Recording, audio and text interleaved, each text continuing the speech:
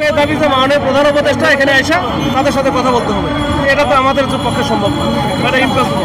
তাদের সাথে কথা বলার পরে তারা কি বলবে তারা শোনে নাই। পরে আমরা আমাদের মতো করে নিয়ম অনুযায়ী আমরা পানি আগে ওয়াটার ক্যানন যেটা আমাদের জল কামান মারা সেটা মেরেছি। এরপরে সাউন্ড গেট যেটা যেন প্যানিক সৃষ্টি হয়, যারা যেন ডিসপার্স হয়ে চলে যায় এটা করেছি। এরপরে আমরা হালকা পুশ করেছি যেন এরা ডিসপার্স হয়ে যায়। এই হচ্ছে অবস্থা। আমরা অন্য কোনো কিছু আমার জানা মতো এরকম ক্যাজুয়ালিটি নাই। আমাদের কিছু হয়তো ডিএমপি থেকে একটা নির্দেশনা আছে, মাসুদ ভাই, ডিএমপি থেকে নির্দেশনা আছে সচিবালয় প্রেস ক্লাবে আসতে। এটা তো 144 অল টাইম জারি করা আছে, তারপরে এরা তো মানে না। যেমন ওইখানে একটা পার্টি এখন আছে, তারা মোটামুটি রাস্তা ছেড়ে দেয়, তারা আন্দোলন করছে। আমরা কিচ্ছু বলি না।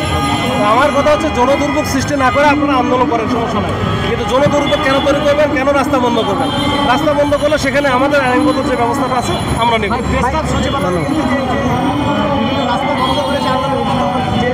নিষিদ্ধ, তারপরে আমরা বেশ কিছুদিন ধরে দেখতেছি যে এটা বারবার করতেছে। তাহলে এটা মানে ব্যর্থতাটা কার? এটা সচেতন হতে হবে সবাইকে। আমরা যখনই ওটা হচ্ছে তখনই কিন্তু আমরা ইন্টারফেয়ার করতেছি।